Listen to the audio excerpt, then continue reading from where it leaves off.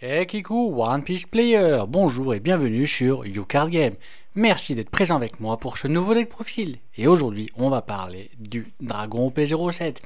Dragon P07, il a déjà perf dans des gros tournois, fait des top 48 avec difficulté, faut être honnête, avec grande difficulté. Donc c'est pas le meilleur deck pour performer en gros tournoi.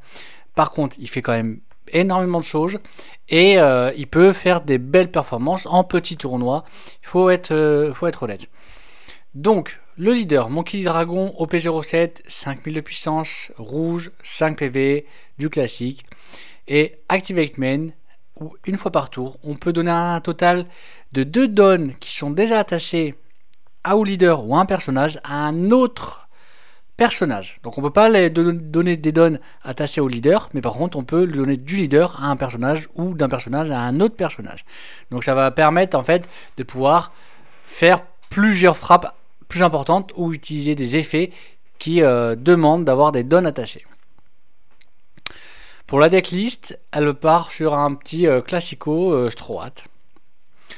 Donc on va commencer avec 4 Kid Killer EB01, 4 5000 Rush. Donc il peut attaquer le tour où elle est jouée. Et quand elle attaque, si l'adversaire a 2 PV ou moins, il gagne plus de 2000 de puissance jusqu'à la fin du tour. Ça veut dire que si l'adversaire a 2 PV, 1 PV ou 0 PV, quand Kid Killer va attaquer, il va attaquer à 7000. Donc c'est comme si on jouait une 4-7000 en late game. Mais il se défend à 5000 par contre, parce que c'est que quand il attaque. Donc très bonne carte. On continue avec 4 Sanji OP01 de 3000, Counter 2000, Activate Mate une fois par tour. On peut ajouter la carte du bibliothèque, puis ce personnage gagne plus 2000 jusqu'à la fin du tour et on peut prendre 2 dons rest et lui attacher. Ce qui est fort avec le dragon, c'est qu'on peut faire son effet, lui attacher 2 dons, on attaque à 7000, puis on peut faire effet dragon pour attacher les dons sur un autre personnage et retenter une grosse attaque à l'arrière. On continue avec 4 Nami OP01, 1 2000, Counter 1000, On Play. On regarde les 5 cartes de sa bibliothèque, puis on révèle une carte avec le type Strohat, autre que Nami, et on l'ajoute à notre main. Et on met le reste en bibliothèque dans n'importe quel ordre. Donc c'est le chercheur classique Strohat. On continue avec 2 Roro Noir Joro OP01, 3 5000 Rush. Pas de counter, c'est comme son nom l'indique, c'est pour agresser. On est là, dès le T2 on peut agresser, on attaque. On va jouer 4 Koala OP05, 2 3000, Counter 2000, très bonne défense. Puis un effet On Play, si notre leader a le type Revo Army, ce qui est le cas actuellement, on peut donner moins 3000 sur un personnage adverse. Donc très bonne carte. 4 Monkey D. Dragon OP07, 8 9000 Rush, On Play. On peut donner à notre leader ou à un de nos personnages 2 dons rest. Donc très bonne carte, très bonne carte pour faire une belle agression ou même des fois des finishing. 2 Goldie Roger OP09, 10 13000 Rush. Si l'adversaire ou nous-mêmes, un des deux joueurs a 0 PV et que l'adversaire veut bloquer le Goldie Roger, il perd automatiquement la game. Donc très bonne carte pour un finishing.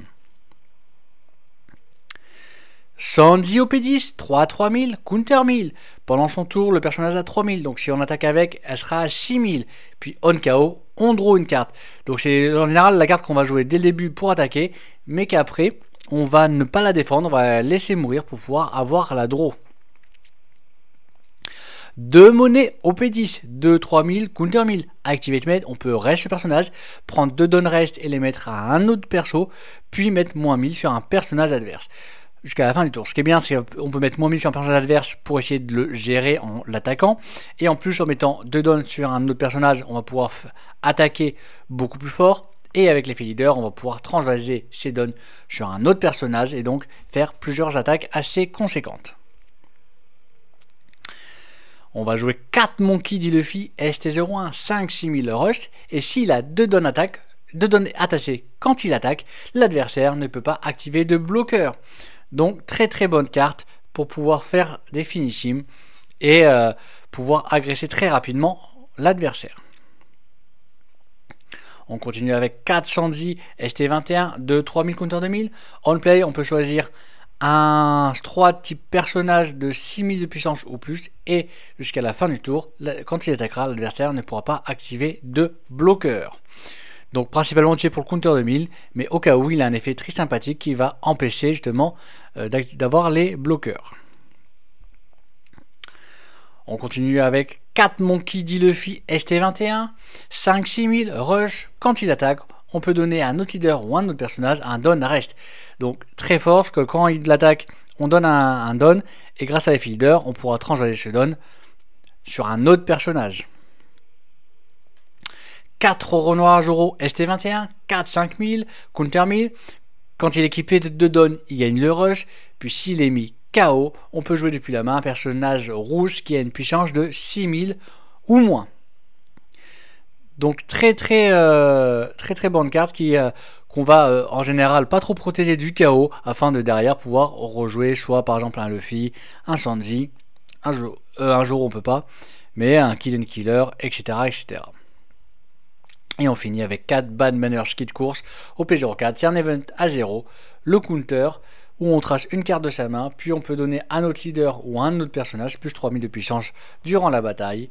En plus, il a un petit trigger qui dit que le leader ou un personnage adverse gagne moins 3000 de puissance jusqu'à la fin du tour. Donc, très bonne carte.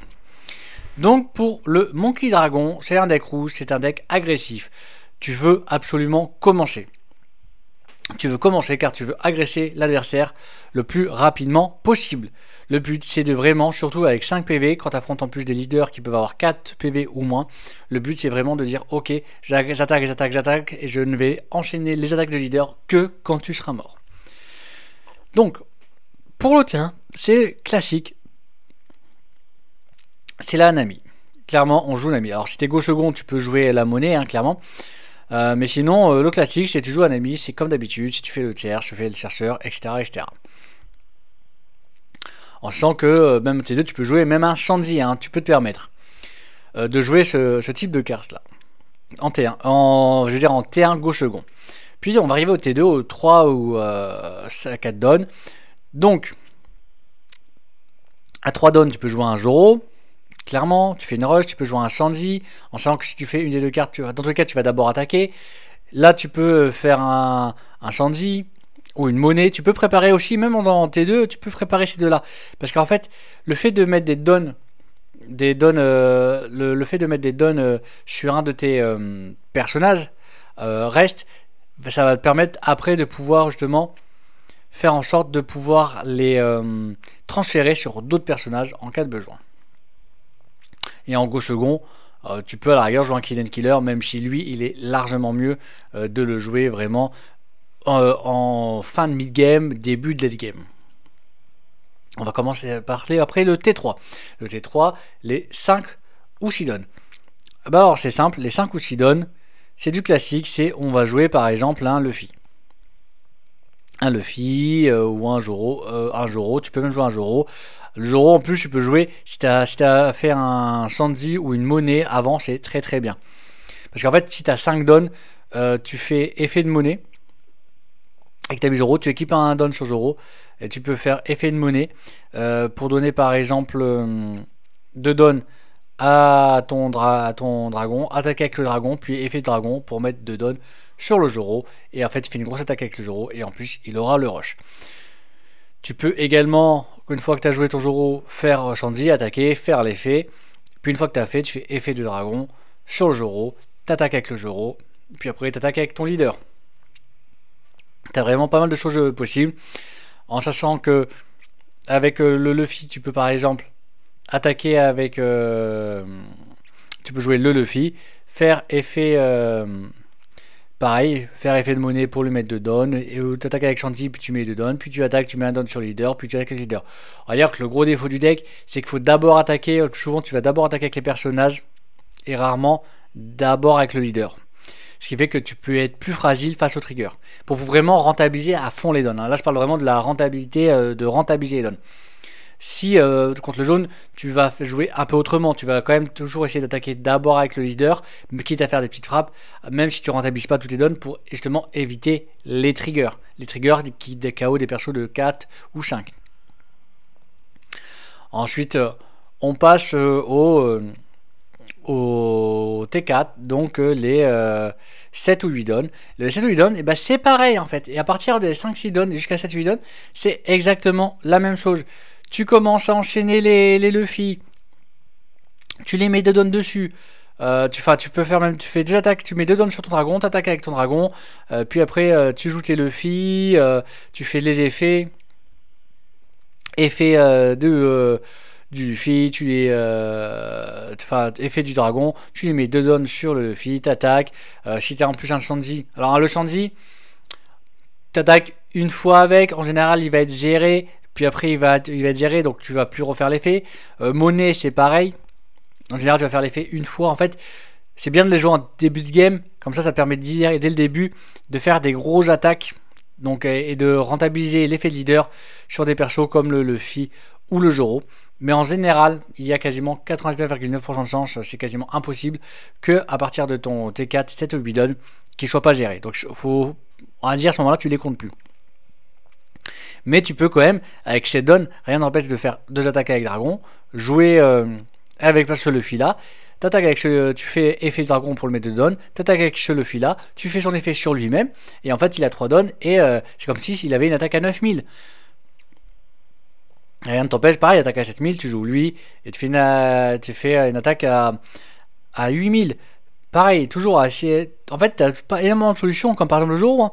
Rien ne t'empêche de faire une attaque à 7000, tu le joues, puis tu fais effet, tu lui mets 2 donnes, puis le dernier donne, et ça fait une attaque quand même à 8000. Et tu continues. Et à 8 donnes, tu peux clairement jouer le dragon, faire effet du dragon, lui mettre 2 donnes, attaquer à 7000, effet du dragon pour lui redonner 2 donnes et attaquer à 11000. Et là, tu commences à avoir un gros body. Et en fait, tu vas enchaîner comme ça les agressions. Le but, c'est vraiment d'enchaîner. Et tu vas enchaîner le leader. Tu vas rarement attaquer les persos adverses. Tu commences à attaquer les persos adverses si vraiment tu te sens trop en danger et que tu es obligé de tirer. Si tu ne te sens pas vraiment en danger, tu attaques, tu continues d'attaquer le leader, tu agresses le leader, tu lui mets la pression, tu l'obliges à tracer soit ses PV, à tracer garde de sa main, à lui perdre leurs choses, à qui sont en PLS, qui se disent putain, là je suis pas bien, va falloir que je me défende. Et si en plus tu t'agresses assez bien comme ça et que tu as 10 donnes, tu fais un Goldie Roger. Paf, si t'es à 0 PV ou que l'un est à 0 PV commence à jouer en défense, tu joues le Goldie Roger. En sachant que la force aussi du Goldie Roger, c'est qu'il faut oublier que tu n'es pas obligé de le jouer parce que l'adversaire est 0 ou tu es 0. Si tu sens que dans l'agression tu es bien, vraiment, tu es bien, que l'adversaire il est en PLS, enfin il est un peu, même beaucoup en PLS, bah tu peux jouer un Goldie Roger et lui mettre encore plus de pression. Parce qu'un Goldie Roger, même si il a un PV, 2 PV, que tu as un PV, 2 PV ou plus, hein, tu joues comme du Roger, parce que c'est quand même un 10-13 000 rush. Et ça veut dire que tant qu'il sera on board, il va devoir trouver une solution, soit pour le gérer, soit pour lui dire, ok, il est là, va falloir l'empêcher d'attaquer, le gérer. Faut faire quelque chose, parce que tant qu'il sera là, ça va mettre énormément de pression. Donc vraiment, avec le dragon, tu agresses énormément l'adversaire et tu vas toujours réfléchir à chaque tour à comment rentabiliser tes donnes. Vraiment comment rentabiliser tes donnes pour que tu puisses à chaque fois faire son effet et faire que tu fais des attaques minimum à 7000, 2 attaques à 7000 minimum par tour. Donc voilà comment je joue le dragon. C'est un deck qui peut être très agressif, peut faire très très mal, surtout si on n'a pas l'habitude de l'affronter, qui va jouer avec pas mal de cartes avec le rush. Gros défaut, c'est qu'il y a pas mal, vous voyez, de cartes no counter. Donc c'est pour ça qu'il y a les bad banners qui sont extrêmement importantes. En tout cas, n'hésitez pas à me dire si vous avez joué le deck, si vous voulez le jouer, si vous voulez le tester, ce que vous en pensez, si vous avez aimé le jouer, aimé l'affronter ou pas du tout. En tout cas, n'hésitez pas à tout commenter en dessous de la vidéo. Je vous remercie fortement de m'avoir regardé et je vous souhaite une agréable journée.